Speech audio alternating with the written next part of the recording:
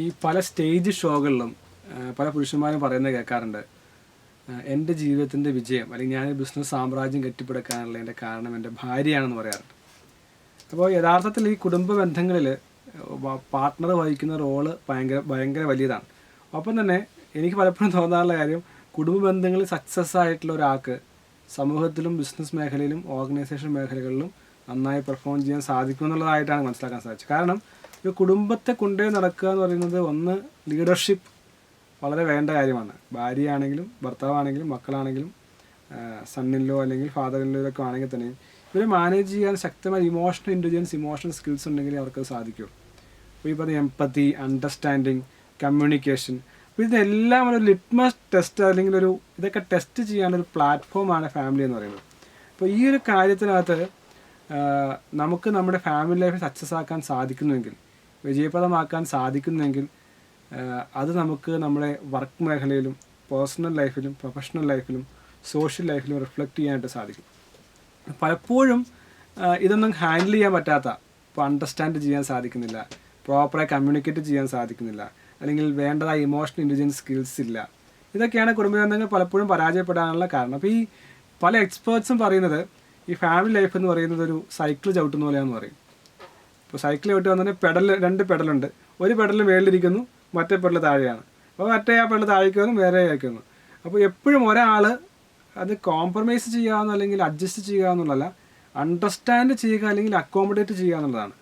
പലരും പറയും ലൈഫ് എന്ന് പറയുന്നത് കോംപ്രമൈസ് ആണെന്ന് പറയും, അല്ലെങ്കിൽ അഡ്ജസ്റ്റിംഗ് ആണെന്ന് പറയും. പക്ഷേ അക്കോമഡേറ്റ് ചെയ്യുക എന്നുള്ളതാണ്. ഒരാൾ താണിരിക്കുമ്പോൾ മറ്റേയാൾ ഉയർന്നു വരാനുള്ള മെൻറ്റാലിറ്റി, മറ്റേയാൾ പൊങ്ങി മുകളിലിരിക്കുമ്പോൾ മറ്റേയാളൊന്ന് താഴ്ന്നു കൊടുക്കാനുള്ളത്. ഇപ്പോൾ പലപ്പോഴും ഈ കുടുംബ ബന്ധങ്ങൾ പലപ്പോഴും ചെറിയൊരു കമ്മ്യൂണിക്കേഷൻ കൊണ്ട് ഞാൻ ആരാദ്യം വിളിക്കും, നീ ക്ഷമ പറയുമോ ഞാൻ ക്ഷമ പറയുമോ, ഈ താഴ് കൊടുക്കാനുള്ള മനോഭാവം ഇല്ലാത്തത് തന്നെ വലിയ പ്രശ്നമാണ് ഒന്നാമത്. രണ്ടാമത് മനസ്സിലാക്കാൻ പറ്റുന്നില്ല മറ്റേയാൾ എന്തുകൊണ്ട് ഇങ്ങനെ പ്രവർത്തിക്കുന്നു, അല്ലെങ്കിൽ എന്തുകൊണ്ട് അയാൾ അങ്ങനെ സംസാരിക്കുന്നു, അത് അയാളുടെ എക്സ്പെക്റ്റേഷൻ എന്താണ്. പലപ്പോഴും എല്ലാ ഡാമേജും വരുത്തിയ ശേഷമാണ് റിപ്പയർ ചെയ്യാൻ ശ്രമിക്കുന്നത്. ഇടയിൽ പോലും ഒന്ന് റീവിസിറ്റ് ചെയ്യാൻ ചിന്തിക്കാനായിട്ട് സാധിക്കുന്നില്ല. പിന്നെ കുറേ ആൾക്കാർ ഈ പ്രശ്നങ്ങൾ കൊണ്ടുപോയി നടക്കുകയാണ്. പലപ്പോഴും തോന്നാറുണ്ട് ഒരു കൗൺസിലർ എടുത്ത് പോകാൻ അല്ലെങ്കിൽ ഫാമിലിയിൽ നിന്ന് കൺസൾട്ട് ചെയ്യാൻ പറഞ്ഞു കഴിഞ്ഞാൽ എന്തോ വലിയ തെറ്റായിട്ടാണ് ഇപ്പോഴും പരിഷ്കൃത സമൂഹം ചിന്തിക്കുന്നത്. അപ്പോൾ ശരിക്കും പറഞ്ഞാൽ നമുക്കറിയാം, ഈ കുടുംബ ബന്ധങ്ങളിൽ 99.99% കുടുംബങ്ങളിലും പ്രശ്നങ്ങളുണ്ട്. അതെല്ലാം പ്രശ്നങ്ങളിലൂടെയാണ് കടന്നു പോകുന്നത്. ഇവിടെ ഒരാൾ തുറന്നു പറഞ്ഞു കഴിഞ്ഞാൽ അല്ലെങ്കിൽ മറ്റുള്ളവർ അറിഞ്ഞു കഴിഞ്ഞാൽ എന്തോ വലിയ അപവാദമാണ് ചിന്തിക്കുന്ന ആൾക്കാരാണ്. നമ്മൾ ചിലപ്പോൾ ഒരാൾ എന്ത് ചെയ്താൽ കൗൺസിലിംഗ് സമ്മതിക്കില്ലായിരിക്കാം, അല്ലെങ്കിൽ തുറന്നു പറയാൻ സമ്മതിക്കില്ലായിരിക്കാം. അത് പറയാത്തിടത്തോളം കാലം ഒരിക്കലും ഇമ്പ്രൂവ് ചെയ്യാൻ സാധിക്കില്ല.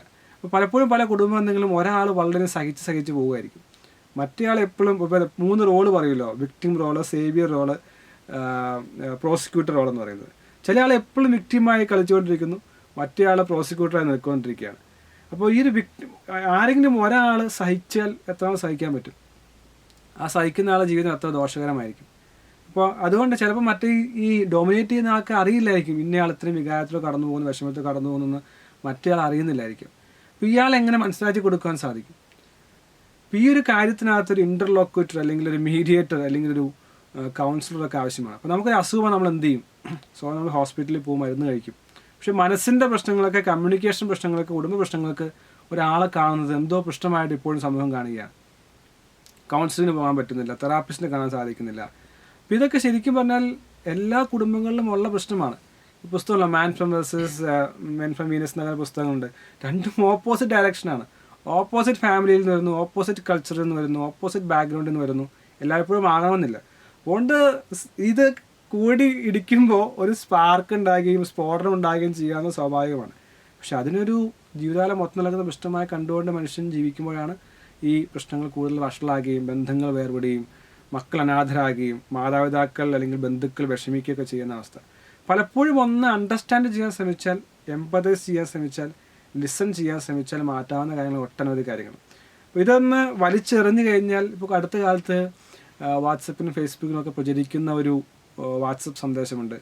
ഒരു പെൺകുട്ടി വിവാഹബന്ധം വേർപെടുത്തിന് പുറത്തേക്ക് പോവുകയാണ്. എന്നിട്ട് അവർ പറയുന്നു, ഇപ്പോൾ എനിക്ക് ഏറ്റവും സന്തോഷം, ഞാൻ ജീവിതം ആസ്വദിക്കുന്നു എൻ്റെ കുഞ്ഞോടൊപ്പം എന്ന് പറയുന്നു.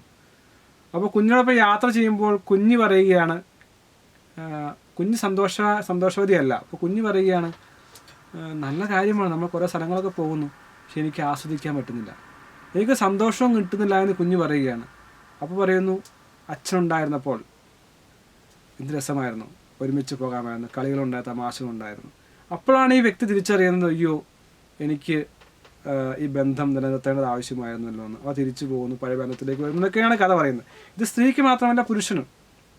പലപ്പോഴും ഇന്ത്യക്ക് സ്വയമായി ജീവിക്കാമെന്ന് വിചാരിക്കും, പക്ഷേ മക്കൾ, മാതാപിതാക്കൾ, ബന്ധങ്ങൾ, ഇതെല്ലാം ഒരു ഇമോഷൻ ഇൻ്റലിജൻസ്, ലീഡർഷിപ്പിൻ്റെ ഭാഗമായിട്ട് വരുന്ന കാര്യമാണ്. അപ്പോൾ ഒരിക്കലും സെക്കൻഡ് ചാൻസ് കൊണ്ട് നന്നാക്കാമെന്ന് വിചാരിക്കുമ്പോൾ സെക്കൻഡ് ചാൻസ് നന്നാകും, ഇനിയും എനിക്ക് ചാൻസ് ഉണ്ട് എന്ന് ചിന്തിക്കുന്നത് അത്ര എളുപ്പകരമാകണമെന്നില്ല. എന്ന് വെച്ച് ടോക്സിക് റിലേഷൻഷിപ്പ് നിലനിർത്തണമെന്നല്ല ആഗ്രഹിക്കുന്നത്. നമ്മളൊരു ഏണസ്റ്റ് എഫേർട്ട് ഇടുക, നമ്മൾ മനസ്സിലാക്കാൻ ശ്രമിക്കുക, സംസാരിക്കാൻ ശ്രമിക്കുക, അണ്ടർസ്റ്റാൻഡ് ചെയ്യാൻ ശ്രമിക്കുക. അതിന് എല്ലാ ശ്രമങ്ങൾക്ക് ശേഷവും ഇത് നടക്കുന്നില്ല എന്ന് തോന്നിയാൽ, അതുകൊണ്ടാണ് പണ്ടൊക്കെ ആണെങ്കിൽ ഡിവോഴ്സ് ചെയ്യുക എന്ന് പറയുന്നത് തന്നെ വലിയ പ്രശ്നമാണ്. മാസങ്ങളും വർഷങ്ങളും എടുക്കണം, കോടതിയിൽ നടക്കണം, പള്ളിയുടെ അപ്രൂവൽ വേണം. കാരണം ഇത് സമയം കൊടുക്കുകയാണ്. സമയം കൊടുത്ത് എങ്ങനെയെങ്കിലും സോൾവ് ചെയ്യാൻ പറ്റുമെങ്കിൽ സോൾവ് ചെയ്യാമെന്നുള്ള ചിന്താഗതിയാണ്. ഇന്നിപ്പോൾ ഇതല്ല, ഒന്ന് പറഞ്ഞ് രണ്ടാം വാക്കിൽ ഡിവോഴ്സ് ചെയ്യുന്ന അവസ്ഥയിലേക്ക് മനുഷ്യൻ മാറിയിരിക്കുകയാണ്. അപ്പോൾ ഈ അണ്ടർസ്റ്റാൻഡിങ് എങ്ങനെ സാധ്യമാകും? എമ്പതൈസ് ചെയ്യാണ്ട് സാധിക്കും. രണ്ട്, പുരുഷൻ്റെ ആവശ്യമല്ല സ്ത്രീയുടെ ആവശ്യം. ഒരു കുടുംബ ബന്ധത്തിൽ പുരുഷൻ ആഗ്രഹിക്കുന്ന കാര്യമല്ല സ്ത്രീ ആഗ്രഹിക്കുന്നത്, സ്ത്രീ ആഗ്രഹിക്കുന്ന കാര്യമല്ല പുരുഷൻ ആഗ്രഹിക്കുന്നത്. അപ്പോൾ ഇത് തുറന്ന് പറയാൻ ചിലപ്പോൾ ഞാൻ ആഗ്രഹിക്കുന്നതല്ല എന്ന് ഒറ്റയാൾ പറഞ്ഞാൽ, ഈ പലപ്പോഴും സംഭവിക്കുന്ന കാര്യം വെച്ചാൽ പലപ്പോഴും പറയുന്നുണ്ട് ആൾക്കാർ, പക്ഷെ പറഞ്ഞു കഴിയുമ്പോഴും ഇത് മനസ്സിലാക്കാനായിട്ട് സാധിക്കുന്നില്ല. ഇവർ പറഞ്ഞുകൊണ്ടേ ഇരിക്കുന്നു, പക്ഷെ മറ്റേ ആളത് മനസ്സിലാക്കുന്നില്ല. പിന്നീട് ഇത് പറഞ്ഞ് ഒരു നിമിഷം ഒരു പാർട്ട്ണർ, ഭാര്യ ഭർത്താവ് തിരിച്ചു വന്നു, ഇനി പറഞ്ഞതുകൊണ്ട് കാര്യമില്ല, അങ്ങനെ അവർ പറയുന്നത് നിർത്തുന്നു. അവസാനം അവർ രണ്ടായി പിരിയുന്നു, ഇനി ഒരിക്കലും തിരിച്ചു വരില്ല എന്ന് തീരുമാനിക്കുന്നു. ഇങ്ങനെയുള്ള ഒരു കലുഷിതമായ സാഹചര്യത്തിലാണ് ഈ ബന്ധങ്ങൾ എങ്ങനെ ഉണ്ടാകുന്നത്.